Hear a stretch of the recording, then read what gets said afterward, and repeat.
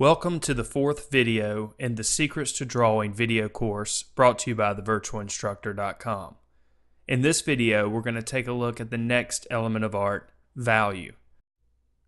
First, let's define what value means. In terms of art, value is the darkness or lightness of a color. You see, value deals with light. We can only see because of light. Without light, we see nothing. It's very important that we understand this because that means that value is exceptionally important. You see, ultimately, drawing is about seeing, and creating accurate values in our drawings becomes absolutely essential when we understand this. In my opinion, value is the most important element of art. Let's begin by looking at a tool to help us create accurate value. This is called a value scale, and it represents 9 different values, from the darkest darks to the lightest lights. You see, we see in a full range of value. Everything we see has the darkest darks and the lightest lights. The lightest lights on a value scale are called tints. Tints are the lighter values that we see. The opposite of tints are shades. Shades are the darker values on the value scale and are the darker values that we see. We use shades and tints in our drawings to create the illusion of highlights. Highlights are the areas where light is hitting the object. We talked about this in a previous video. The opposite of highlights are shadows, and shadows are usually represented by the shades of a color. When we use highlights and shadows together, we can create the illusion of a light source. Let's take a look at this image. This is an egg that has one singular hard light source. You can see here the strong singular light source and where it's coming from. I've also illustrated the highlight, the midtone area, the core shadow, and the cast shadow. Notice how the light affects the highlights and shadows and the tints and the shades. Here's that same egg, this time with 2 light sources coming from the same side. Notice what happens to the cast shadow, the core shadows, and the highlights. We still see the highlight, we still see a midtone, and we still see a core shadow. But notice the cast shadow actually has 2 overlapping shadows. This is created because we have a dual light source. Now in this egg, we have actually 2 light sources. One is a strong light source coming from the left, and the other is a weaker light source coming from the right. That's illustrated here. Notice what happens. We actually have 2 highlights, a large midtone area, a core shadow that actually happens before the highlight, and a cast shadow that actually has lighter areas inside of it. To help us see this, sometimes it's a good idea to squint your eyes and blur to help you see the values. Now let's get started with a value drawing exercise. We're going to use this image of an egg as a reference. You can download it below. Our goal here is to focus only on the values that we see. We might use some light lines at the beginning to plan out where our egg might be, but then after that, we're going to try to focus on only the values, adding the dark values where appropriate and leaving areas where we might have highlights. It's a good idea to begin a drawing like this by noticing the darkest areas and begin adding value in those darkest areas. In the case of this drawing of an egg, I noticed that the darkest areas are in the cast shadow, right below the right side of the egg. This is why I begin adding value here. I'm careful also not to get too dark too quickly. It's always easier to make an area darker when you're using a darker material on a white surface than it is to go back and try to erase or lift graphite out to make an area lighter.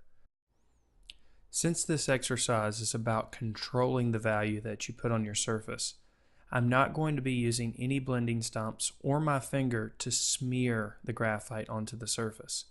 I think this exercise is better executed by trying to control the amount of pressure that you put on your pencil to create the value. Sometimes a sharpened pencil will create lines on the surface. In this case, I think a dull pencil works better, especially a graphite pencil that's equivalent to about a 4B or a 6B. In this case, I'm using a General's Layout pencil, which is about equivalent to a 4B or a 6B pencil.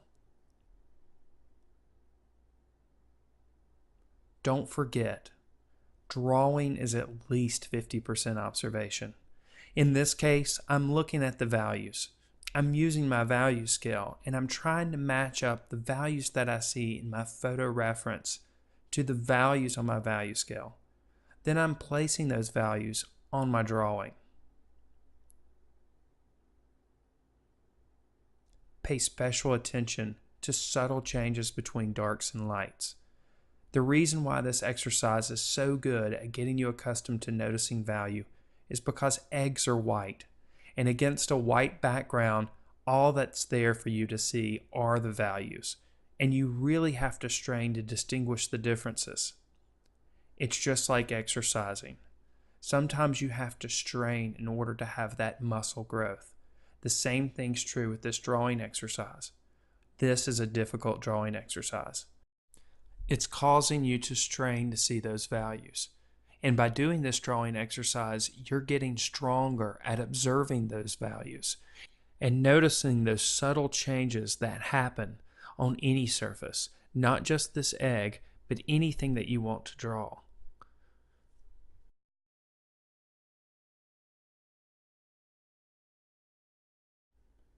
Even though we are focusing on creating value here, it's important that you don't forget about cross-contour lines. Again, even though we're not creating lines per se, it is important that we think about the direction that we add the value in. Our marks are still subtle, but they do carry some weight in creating the illusion of form on the egg. So think about the cross contours of the egg as you add the value on it.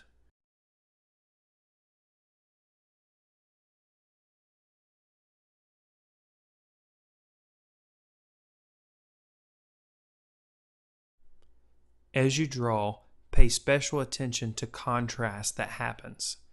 The contrast I'm referring to is the contrast between the dark and the light values. Oftentimes, we see things as a light value only because there's a dark value right next to it.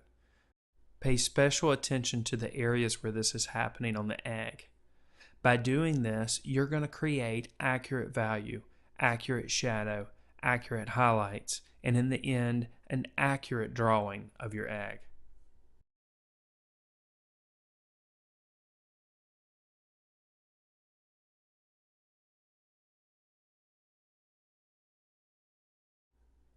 In this drawing exercise, we're using a photo reference to draw from. It's always a better idea to draw from life. So to practice this exercise further, I would recommend getting several eggs, setting them up at your house or at your school or wherever you may be, and add different light sources to those eggs. See what happens to the highlights and the shadows.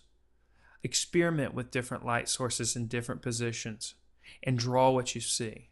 Your drawing skills will only improve because of this.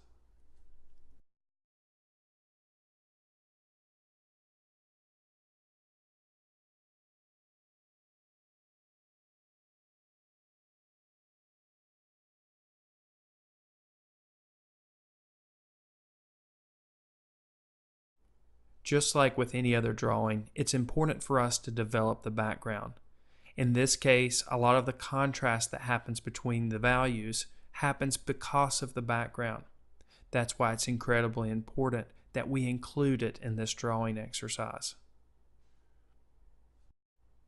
As I add value in the background, I'm paying special attention and making sure that I create cross-contour lines that are vertical in nature.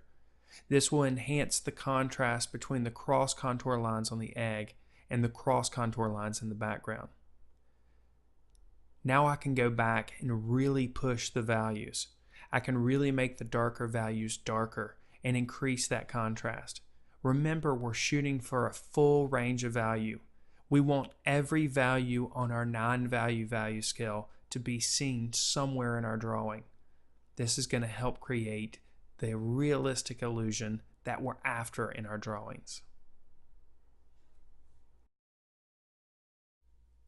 Don't forget, you're an artist creating a drawing. It's okay to embellish areas if it's going to lead to a better composition. Don't be afraid to take chances and let your artistic voice be seen in the drawings that you create. Even if it's a simple drawing of an egg, you can still create a drawing that's considered a piece of art.